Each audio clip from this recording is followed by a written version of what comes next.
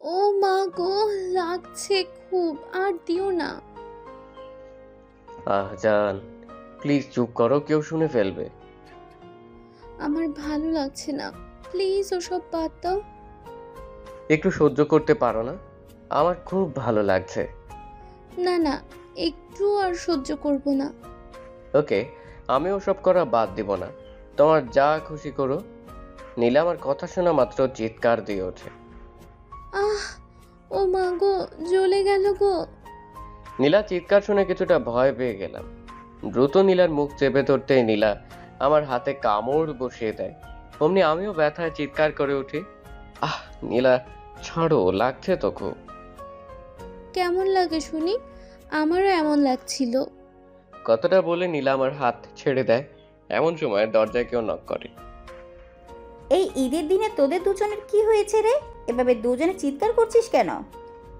কই চিৎকার করলাম আমরা আম্মু? একটু আগেই না করে চিৎকার করলি।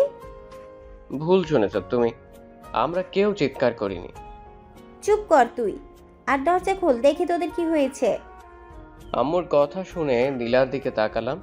নীলা আমার দিকেই তাকিয়ে আছে আর মিটিমিটি হাসছে, যেটা দেখে আমি কিছুটা রেগে বলি, ওই, এভাবে আমার দিকে না তাকিয়ে কি করবে বলো? আর কি করব? আম্মুকে সত্যি বলে দিব তুমি আমার ছিলে এতক্ষণ। আস্তাগফিরুল্লাহ বউ, এটা তুমি জীবনও করো না। ওকে, করব না, তবে শর্ত আছে জনাব। তাড়াতাড়ি বলো কি শর্ত, আমি সব শর্তে রাজি। আমাকে। বাকিটা বলার আগেই আম্মু আবারও দরজায় নক করে। ওই, তোরা দরজা খুলবি নাকি আমি তোর বাবাকে ডেকে আনবো? বাবার নাম শুনে এক দৌড়ে গিয়ে দরজা খুলে দেয়। আর অমনি আম্মু ভেতরে এসে বিছানায় বসে থাকা নীলার দিকে তাকায়। তারপর, সব তো ঠিকই আছে, তবে তোরা চিৎকার করলি কেন? কেন আবার? আমার এত সুন্দরী বউ হয়েছে তো, তাই আর কি খুশিতে চিৎকার দিয়েছিলাম।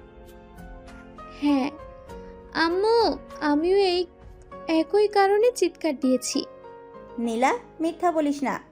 আমার পোলা একদম সুন্দর না, একেবারে বাপের মতো খাটাস হইছে, বউকে চালিয়ে মারে। নীলা আম্মুর কথা শুনে মুচকি হেসে দেয় আর বলে, থাক আম্মু, আফসোস করো না। চলো কিচেনে যাই, নাস্তা বানাতে হবে তো নাকি?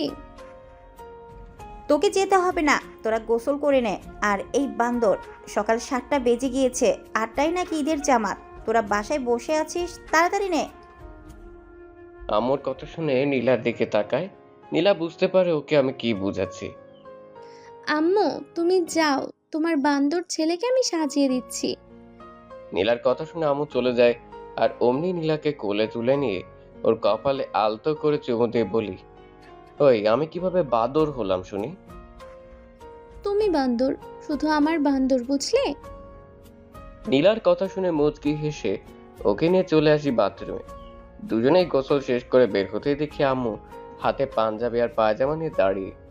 আমাদের বের হতে দেখে আম্মু পাঞ্জাবি পায়জামা নীলার হাতে দিয়ে বলে, এই 24টা বছর নিজে প্রতি ঈদে বান্দরটাকে সাজিয়ে দিয়েছি, এখন আজ থেকে দায়িত্বটা তোমায় দিলাম মা। আম্মু, তুমি রেডি করে দাও না।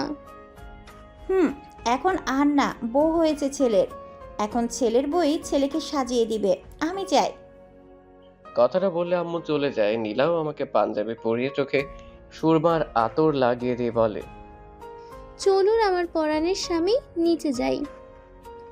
নীলাকে নিয়ে সিঁড়ি বেয়ে নামছি আর ভীষণ লজ্জায় চোখ দুটো উপরে তুলতেই পারছি না। ড্রয়িং রুমে আসতেই আব্বু বলে ওঠে, মাশাল্লাহ, আমার মামুনি আর বাদরটাকে খুব সুন্দর লাগছে। ওই বাবা, আমাকে বাদর বলো কেন শুনি? আমার বাবা মানুষ হলে আমিও মানুষ, আর বাদর হলে আমিও বাদর। তা তুমি কি? বাকিটা বলার আগেই বাবা আমার মুখটা চেপে ধরে বলে, থাক বাজান, আর গভীর যেতে হবে না, চল ডাইনিং টেবিলে। এই তৌফিকের আম্মু, সেমাই রান্না কি হলো? নামাজের সময় তো হয়ে এলো প্রায়। হ্যাঁ, আসো, হয়ে গেছে। সকলেই সেমাই খেলাম। তারপর আমি আর আব্বু চলে গেলাম নামাজ পড়তে। এদিকে আম্মু আর আমার বউ পাখিও রান্নার কাজে লেগে পড়ে। ঈদের নামাজ শেষ করে বাসায় আস্তে আস্তে 9টা বেজে যায়। আব্বু আম্মুকে নিয়ে রুমে চলে যাই আমিও। আমার বউকে কোলে তুলে নিয়ে রুমে চলে আসি। তারপর নীলাকে বিছানায় বসিয়ে দিতেই নীলা বলে ওঠে, ওই, তোমার কি হয়েছে বলো তো? যখন খুশি তখন আমাকে কোলে তুলে নিচ্ছ। নামাজ শেষে বউকে বুকের সাথে চেপে ধরে নাকি সুন্নত, তাই কোলে করে রুমে আনলাম তোমাকে জড়িয়ে ধরে কিছুক্ষণ শুয়ে থাকবো বলে। নীলা আমার কথা শুনে মুচকি হেসে বলে, তাই বুঝি বর? ওকে, এখন আগে একটু দাঁড়াও তো। আমি দাঁড়াতেই নীলা আমাকে সালাম দেয়। আসসালামু আলাইকুম স্বামীজান। ওয়ালাইকুম আসসালাম বেবি জান, আসুন আপনাকে একটু বুকের মাঝে জড়িয়ে ধরি। তার আগে বর সাহেব সালামি তো দিবেন নাকি? নীলার কথা শুনে মুচকি হেসে মানিব্যাগ থেকে চকচকে 1000 টাকার নোট বের করে নীলার দিকে এগিয়ে দিতেই নীলা খপ করে টাকাটা নিয়ে ওর হাতে মুঠো করে ধরে রাখে। তারপর এখন আমাকে জড়িয়ে ধরে ঘুমাতে পারবেন স্বামীজান? গ্রিন সিগন্যাল পেয়ে আর দেরি না করে নীলাকে জড়িয়ে ধরে বিছানায় শুয়ে পড়ি। নীলার ঠোঁট জোড়া ঠিক আমার ঠোঁট বরাবর, নিজেকে কেমন মাতাল লাগছিল যখন নীলার নিঃশ্বাস আমার মুখে লাগছিল। নিজেকে আর সামলাতে না পেরে টুপ করে নীলার ঠোঁটের নিজের ঠোঁট লাগিয়ে দিয়ে কিস করতে থাকি নীলাকে। নীলাও প্রথম আমার এমন স্পর্শে কেঁপে উঠে সরা দিতে শুরু করে। তারপর আর কি দুজনেই হারিয়ে যায় সুখের সাগরে। দুপুর 12টা, নীলাকে নিজের বুকের সাথে চেপে ধরে শুয়ে আছি। একটু আগে দুজনে গোসল করে বের হয়েছি। নীলার দিকে তাকাতেই দেখি নীলা চোখ দুটো বন্ধ করে আছে, মানে ও ঘুমিয়ে পই গেছে। তাই ওকে আর ডিস্টার্ব না করে যেই উঠতে যাবো অমনি নীলা আবারও জোর করে শুইয়ে দেয়। কিছুটা অবাক হয়ে বলি, তার মানে তুমি ঘুমাননি জান পাখি? জি মা বর, আমি ঘুমালে নিশ্চয়ই তুমি বাইরে চলে যেতে, তাই না? হ্যাঁ, নিচে যেতাম, ক্ষুধা পেয়েছে তো। কুত্তা, একটু আগেই না কিস দিলাম, তাও পেট ভরেনি? থুতু খেয়ে আর কি পেট ভরে? চলো নিচে বিরিয়ানি খাবো। তাও ঠিক। আচ্ছা শোনো না, বলো না সোনা। সকালে কি বলেছিলে? আমার সব শর্তে তুমি রাজি, তাই না?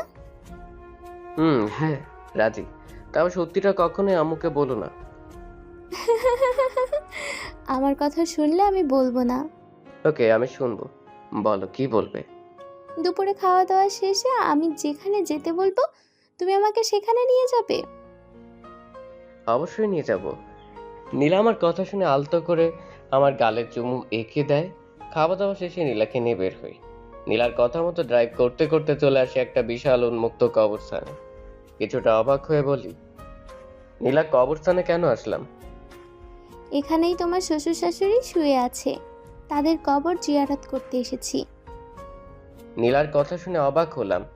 হওয়ারই কথা, মেয়েটা বাবার বিয়ে ঈদের আগের দিন অর্থাৎ গতকাল বাবা হঠাৎ আমার চেম্বারে কাজী নিয়ে গিয়ে বলে, আজ তোর বিয়ে, কাজী সাহেব বিয়ে পড়িয়ে দিন। কাজী আমাকে কবুল বলতে বলে আমিও বাবার ভয়ে কবুল বলে দিই। বাসর ঘরে নীলার সাথে তেমন কথা না হলেও মেয়েটাকে এক রাতেই ভালোবেসে ফেলি। বর্তমান নীলা আমাকে স্ট্যাচুর মতো চুপ করে দাঁড়িয়ে থাকতে দেখে বলে, এই চলো কবর জিয়ারত করে আসি। নীলাকে নিয়ে কবরস্থানের ভেতরে যেতে নিব অমনি পাহারাদার আটকায়, নীলাকে ঢুকতে দিবে না। অগত আমি নিজেই ওর বাবা মার কবর জিয়ারত করে আশেপাশে কয়েকটা ছেলে মেয়েকে খাবার কিনে দিয়ে নীলাকে নিয়ে বাসায় আসতেই নীলা বলে উঠে, জানো তোমাকে তো বলাই হয়নি গত রাতে আমি এতিম। তুমি কি আমায় ঘৃণা করবে এখন?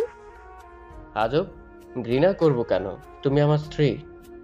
এতিম মেয়েকে তো অনেকেই ঘৃণা করে, তবে আমার শ্বশুরাপু ভালোবেসে তার বিয়ে বানায়। তারপর হুট করেই গতকাল আমাকে তার মনের কথা বলেন। কি কথা? তার নাকি আমাকে পুত্রবধূ করার খুব শখ। তারপর? তারপর আর কি, না করতে পারিনি। আমি হ্যাঁ বলার সাথে সাথে বিয়ে পড়িয়ে দেয় তোমার সাথে। নীলার কথা শুনে হেসে ওর খুব কাছে চলে যায়। আমি তারপরও কানে কানে বলি, জান চলো না, আমরা 2 জন থেকে 3 জন হয়ে যাই। যাহ দুষ্টু, ওসব কেউ বলে নাকি? আমি বলি চলো মিশন শুরু করি। কথাটা বলেই নীলাকে বিছানায় ফেলে দিয়ে ওর উপর ঝাঁপিয়ে পড়ি। বাকিটা ইতিহাস।